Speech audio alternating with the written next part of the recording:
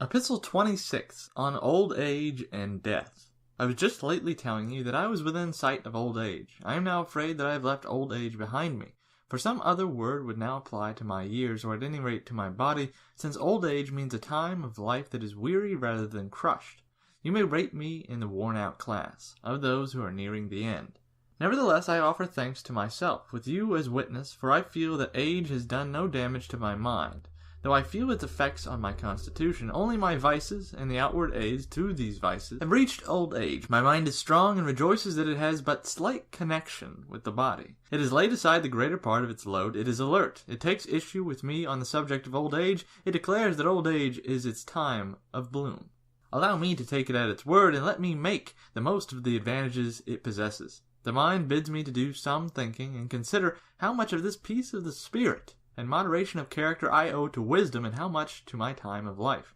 It bids me to distinguish carefully what I cannot do and what I do not want to do. For why should one complain or regard it as a disadvantage if powers ought to come to an end have failed? But you say, it is the greatest possible disadvantage to be worn out and die off, or rather, if I may speak literally, to melt away, for we are not suddenly smitten or laid low, we are worn away, and every day reduces our powers to a certain extent. But, Lucilius, is there any better end to all than to glide off to one's proper haven, where nature slips the cable? Not that there is anything painful in a shock and a sudden departure from existence, it is merely because this other way of departure is easy, a gradual withdrawal, at any rate, as if the test were at hand, and the day came when it was to pronounce its decision concerning all the years of my life, watch over myself, and commune thus with myself. That is to say, the showing which we have made to the present time, in word or deed, counts for nothing. All this is but a trifling and deceitful pledge of our spirit, and is wrapped in much charlatanism. I shall leave it to death to determine what progress I have made, therefore, with no faint heart, I am making ready for the day when, putting aside all stage artifice and actors' rouge, I am to pass judgment upon myself, whether I am merely declaiming brave sentiments, or whether I really feel them.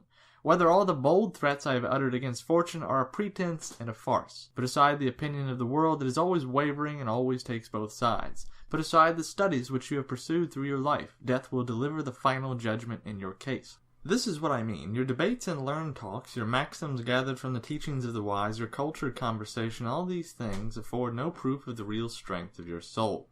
Even the most timid man can deliver a bold speech. What you have done in the past will only be manifest at the time when you draw your last breath. I accept the terms, I do not shrink from the decision. That is what I say to myself. But I would have you think that I said it to you also. You are younger, but what does that matter? There is no fixed count of our years. You do not know where death awaits you, so be ready for it anywhere. As for the account on this letter, Epicurus will oblige me with these words. Think on death, or rather, if you prefer the phrase, on migration to heaven. The meaning is clear, that it is a wonderful thing to learn thoroughly how to die. You may deem it superfluous to learn a text that can only be used once. But that is just the reason why we ought to think on such a thing. When we can never prove whether we really know a thing, we must always be learning it. Think on death. In saying this, he bids us to think on freedom. He who has learned to die has unlearned slavery. He is above any external power, or at any rate he is beyond it. What terrors have prisons and bonds and bars for him? His way out is clear. There is only one chain which binds us to life, and that is the love of life. The chain may not be cast off, but it may be rubbed away, so that, when necessity shall demand, nothing may hinder us from being ready to do at once that which at some time we are bound to do. Farewell.